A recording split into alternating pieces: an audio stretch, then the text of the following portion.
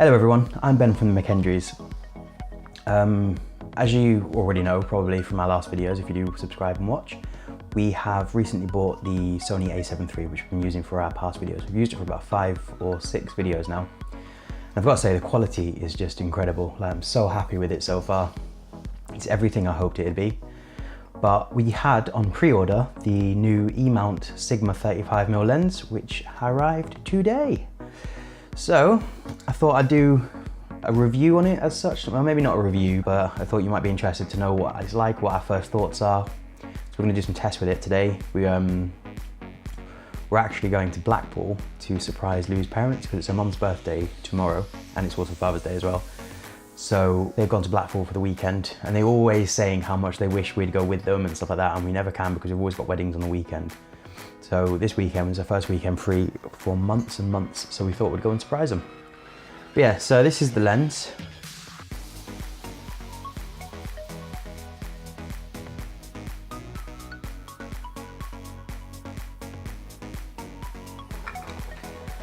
So yeah, I thought I'd give you my thoughts on it so far.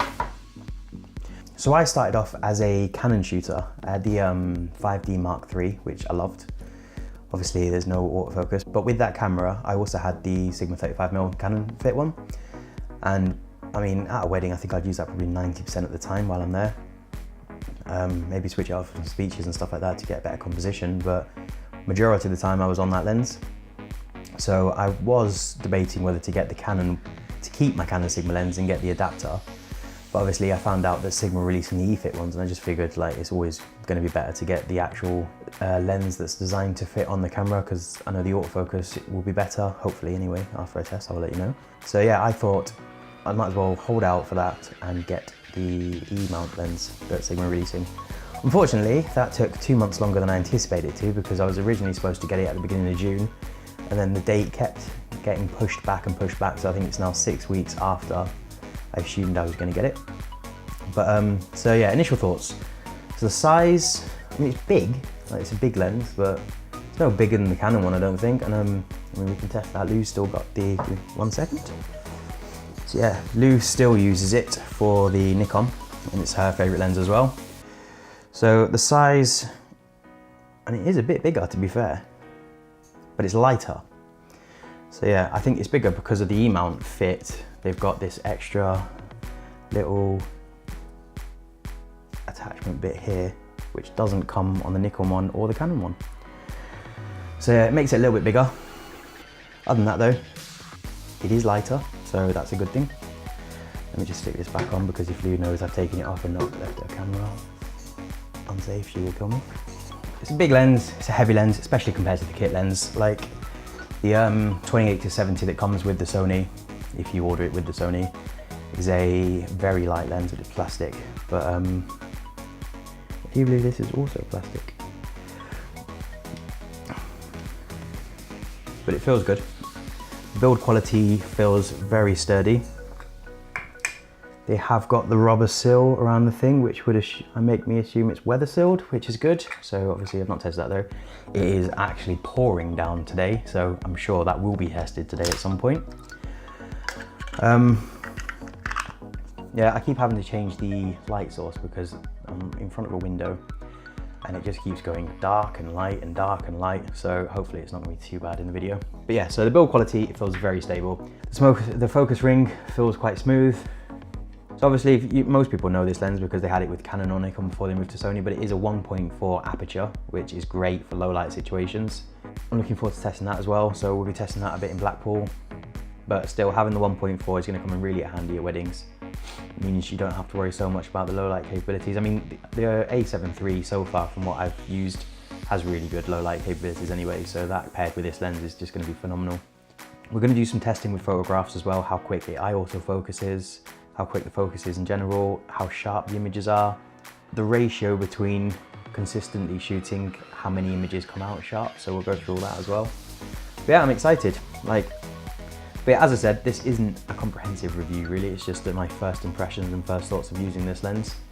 So I will let you know. So let's go do some testing.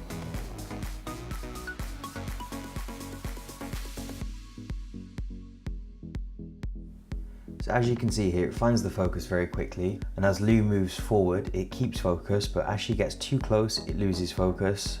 As she moves back, it loses focus again, and then it catches the focus and keeps the focus.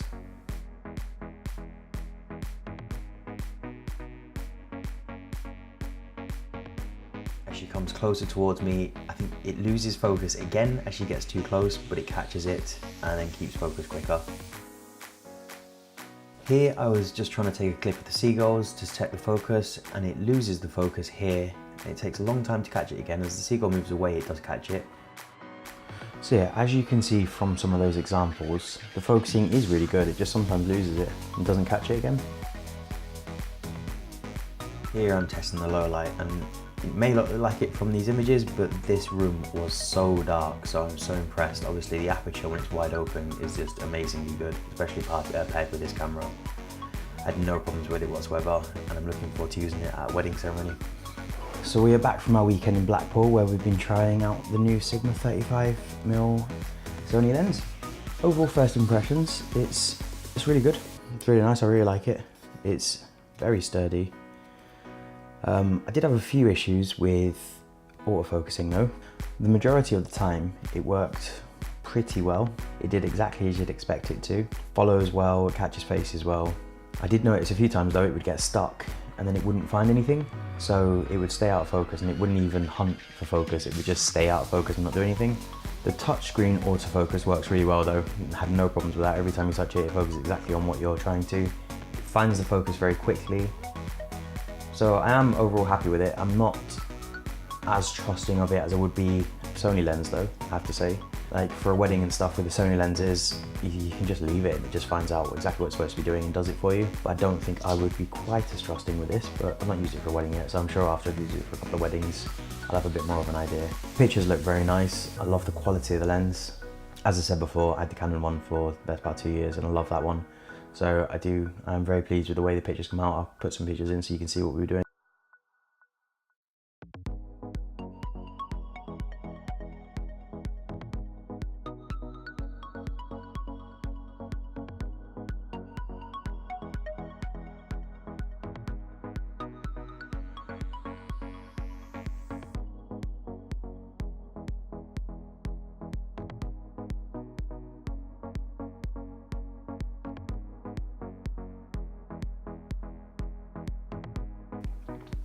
But overall, like as I said before, this isn't a professional review.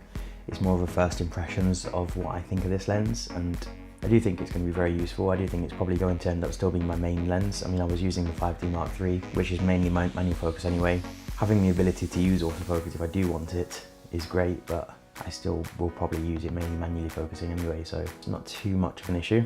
So if you're looking to buy this lens, hopefully this video will give you a bit more of an idea on what you get for your money, the image quality that comes out of it, how well the autofocus does and everything. So if this video was useful to you, please subscribe to our channel. We'll be doing more reviews in the future of products that we use. Lou has just got the Nikon D850 as well, so we'll be doing a review on that very soon. And we also have the Ronin S on back order as well, so I think that's coming in August now, which is a bit annoying. But yeah, we'll be doing a review of that when we get it as well. If you've got any questions that I've not answered that you're interested in, please let me know and I'll try and find out for you or answer them for you. So if you liked our review, please subscribe to our channel. There'll be many more to come in the future, a load more vlogs to come as well. We're doing a wedding in Sorrento next month, so we'll be vlogging that, which we're both really excited about because we've both never been to Italy before. But yeah, we're the McKendries. Thank you very much for watching. Bye everyone.